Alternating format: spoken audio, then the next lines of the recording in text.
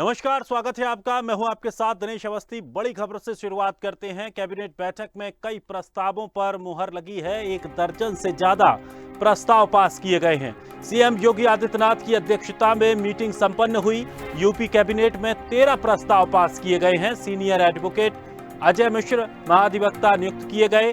23 मई से विधानमंडल सत्र, बजट सत्र भी रहेगा और यूपी सरकार की मंगलवार को कैबिनेट बैठक में जो 13 नामों पर प्रस्ताव चर्चा हुई थी वो पास हुए हैं। 9 विभागों में 24 पद यूपी के पदक विजेता खिलाड़ियों के लिए सृजित किए हैं।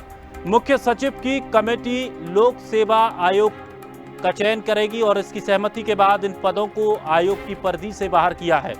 ओलंपिक, एशियन, कॉमनवेल्थ और वर्ल्ड कप विजेता इसमें शामिल हैं। पैरा ओलंपिक के विजेता भी इसमें शामिल किए जाएंगे।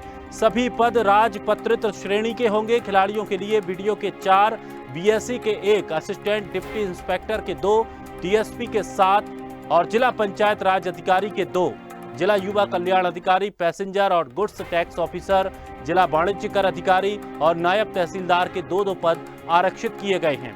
कैबिनेट बैठक में सीएम योगी के अलावा उप मुख्यमंत्री केशव प्रसाद मौर्य, ब्रजेश पाठक के अलावा कैबिनेट मंत्री भी मौजूद रहे और ये प्रस्ताव पास किए गए हैं। अंतर्राष्ट्रीय स्तर पर खेलों के 24 राजपत्रित पदों पर खिलाड़ियों की यूपी के 9 विभागों में सीधी नियुक्ति की जाएगी। ओलंपिक, एशियन गेम्स और कॉमनवेल्थ के खिलाड़ियों को यह अवसर मिलेगा। बीडीओ, बीएसए, डीपीआरओ, सहायक खेल अधिकारी, नायब तहसीलदार आदि पदों पर 24 नियुक्तियां होंगी। 1 सितंबर 2020 के बाद से पदक जीतने वाले खिलाड़ियों को सीधे अधिकारी बनने का मौका मिलेगा। यूपी सरकार ने 5 हवाई अड्डों के मेंटेनेंस का एमओयू साइन किया है। अब ये हवाई अड्डे चलने लगेंगे और सरकार इसके लिए 7 करोड़ प्रति वर्ष मेंटेनेंस खर्च करेगी। और अधिक जानकारी के लिए यूपी एडिटर अकील सिद्दीकी हमारे साथ जुड़ गए हैं। अकील, आज योगी कैबिनेट की बैठक हुई और इसमें कई फैसले लिए गए।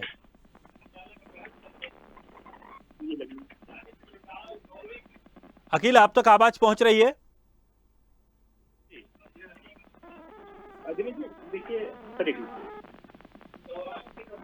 दिनेश जी, निश्चित तौर पे जिस तरह देखा जाए। हेलो जी जी दिनेश जी, सवाल दोहराएं। आज योगी कैबिनेट की बैठक हुई है, कई प्रस्तावों पर मुहर लगी है। दिनेश जी, देखिए, आज कैबिनेट की बात करें तो 13 प्रस्ताव पास हुए हैं, जिसमें अंतर्राष्ट्रीय स्तर के खेलों को 24 राज्य प्रतिष्ठित पदों को लेकर खिलाड़ियों को 9 विभाग में सीधी नियुक्ति की जाएगी। ये बड़ी खबर रही है। हालांकि ओलंपिक, एशिया, मेगा और कॉमनवेल्थ को लेकर खिलाड़ियों को असर नहीं देखने को मिल रहा है। इसके अलावा वीडियो को बीएससी, बीडीपीआरओ और सहायक लेखाधिकारी, नायब तहसीलदार आदि पदों पर भी 24 नियुक्तियां होंगी। तो अब नौकरियों के दरवाजे जरूर खुलते नजर आ रहा है इस कैबिनेट में। हालांकि देखिए, यूपी सरकार 5 हवाई अड्डों के मैनेजमेंट को लेकर भी एमओयू को साइन कर रही है। अब सभी हवाई अड्डे चलाने लगेंगे और इसके अलावा अगर बात करें, सरकार इसके लिए 7 करोड़ रुपए की प्रति वर्ष मेंटेनेंस पर खर्च करेगी। यानी उसमें और अच्छा सुविधाएं कैसे उत्तर प्रदेश की जनता को दिया जाए, वहां के यात्रियों को दिया जाए, इसको सरकार ने गंभीरता से लिया। हालांकि देखिए, अब इस यूनिवर्सिटी की अगर बात करें तो यूनिवर्सिटी को भी दर्ज किया जाएगा। इसके अलावा संगीत कला केंद्र, अन्य महाविद्यालयों को अब इससे संबद्ध भी किया जाएगा। कैबिनेट के सीनियर एडवोकेट अजय मिश्रा को प्रदेश के महाधिवक्ता के रूप में भी इसमें नियुक्त किया गया है। दिनेश, इसके अलावा अगर बात करें तो कैबिनेट के सीनियर एडवोकेट अजय मिश्रा को जो दिया है वो प्रदेश अधिवक्ता के साथ साथ नियुक्त किया है। अब इसके अलावा कैबिनेट के 23 मई से उत्तर प्रदेश की विधानसभा का विधानमंडल बजट लाने जा रही है।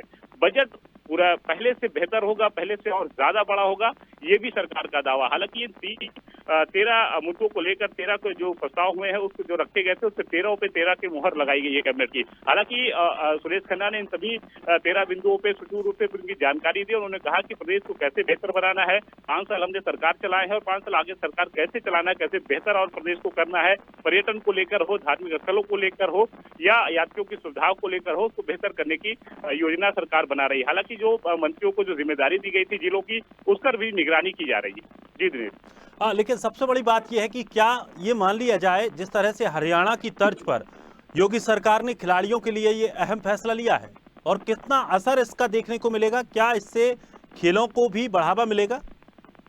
निश्चित तौर पे मिलेगा। देखिए, अंतर्राष्ट्रीय स्तर के खेलों को 24 राज्य प्रतिष्ठित पदों पर खिलाड़ियों को दिया जाएगा। इसमें यूपी के 9 विभाग सीधे नियुक्ति की जाएगी। तो ये बड़ी बात है कि योगी सरकार ने अंतर्राष्ट्रीय खेल स्तर को तवज्जो दी है।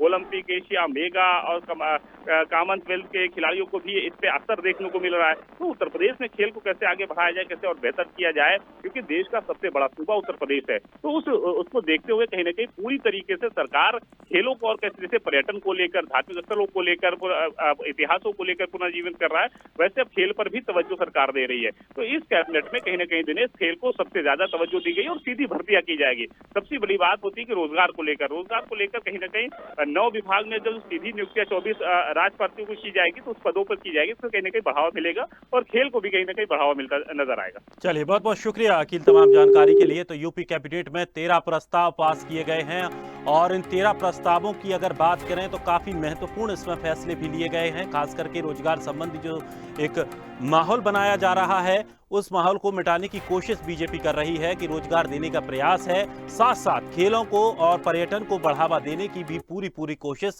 इन फैसलों में देखने को मिली है।